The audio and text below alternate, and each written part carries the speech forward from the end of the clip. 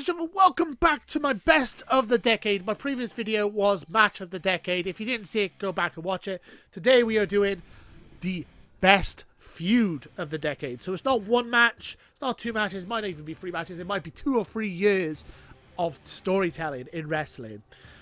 This is the best feud in professional wrestling in WWE/NXT of the last year. So we're going to jump into it. So here are my nominees. So it's a whole so these are the best feuds of each year. However, there are some that have multiple years, that go over multiple years. So there's actually only 8 nominees in the 10-year span. So this might be a bit confusing, but we're going to jump into it. So for the 2010 feud of the year, it was Shawn Micheals versus The Undertaker, ending Shawn Micheals' career. Unfortunately, he came back for Saudi Arabia, but this was Shawn Micheals' last match. And as far as I'm concerned, it will always be his last match in my head. I'm not going to ever count the fact that he came back to Saudi Arabia. But Undertaker versus Shawn Micheals' streak versus career was incredible. That was the 2010 match of the year. The feud of the year, sorry. The 2011-2012 feud of the year is CM Punk versus John Cena. We have the established star versus the up-and-comer. CM Punk, you didn't know what he was going to say from one day to the next. Completely revolutionized wrestling. This feud spanned over 2 years, 2011-2012, and it was an absolutely incredible time for professional wrestling. Then we have 2013-2014. It is Daniel Bryan versus The Authority, or Triple H, mainly The Authority. We have the storyline where Daniel Bryan won the title, got screwed out of the title, and then us, the fans, got him back into the main event of WrestleMania 30. Then we have 2015. It is Bayley versus Sasha Banks, the first rivalry in the first women's rivalry in professional wrestling, to main event a pay-per-view event, main event in Takeover, the main event in a Takeover. Then we have 2016. We have DIY versus the Revival, the only tag team in this whole segment.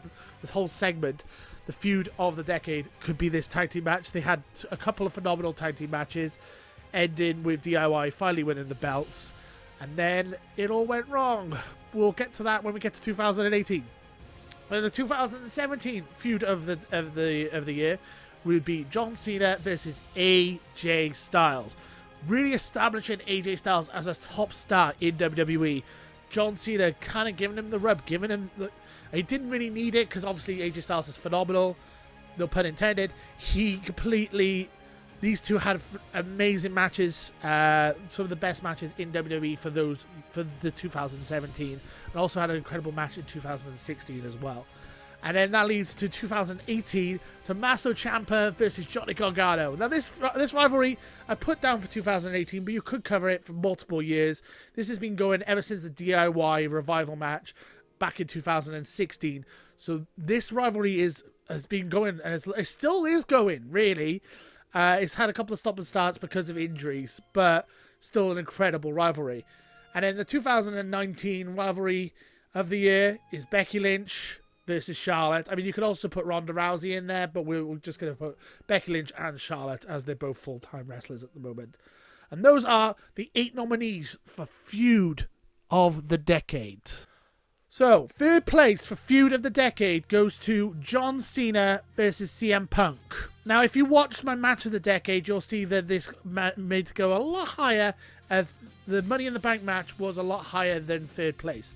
I'm not going to spoil it too much, but you know. The reason this rivalry is not higher is because they kind of botched CM Punk a little bit after this. The rivalry started off really hot, but then they added Del Rio to the mix. And they had cash-ins, and they had Kevin Nash, and they had Triple H, and they completely botched it, really. And then they came back to it, and they got it working, they got it going really well. They had CM Punk doing his 454-day title reign, and then they botched it with The Rock at the end. So, it had really high highs, but it had really low lows as well, which kind of ruined it a little bit.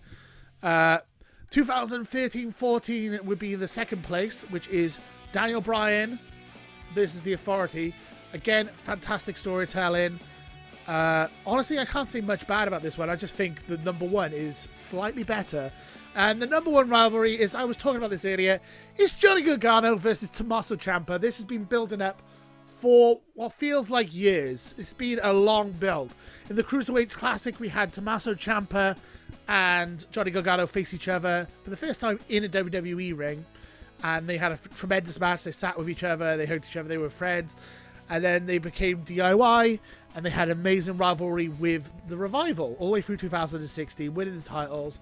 And they won the titles, and then they eventually lost the titles to AOP in a dramatic ladder match where actually Tommaso Ciampa injured himself, which brought them to Tommaso Ciampa turning on his best friend, his tag team partner, Johnny Gargano. And then this rivalry's been going ever since, on and off.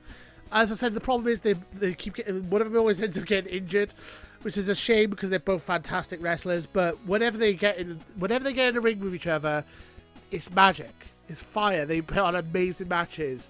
As I said in my best matches, when I couldn't decide which Johnny Gargano, Tommaso Ciampa one to put in here, I think I put Brooklyn 4, but it's by a narrow margin. I could put either of them on here.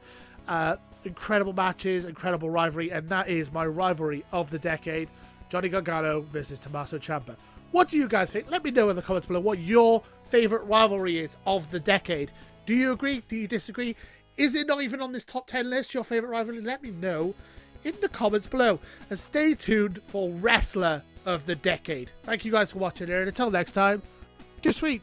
Later, guys.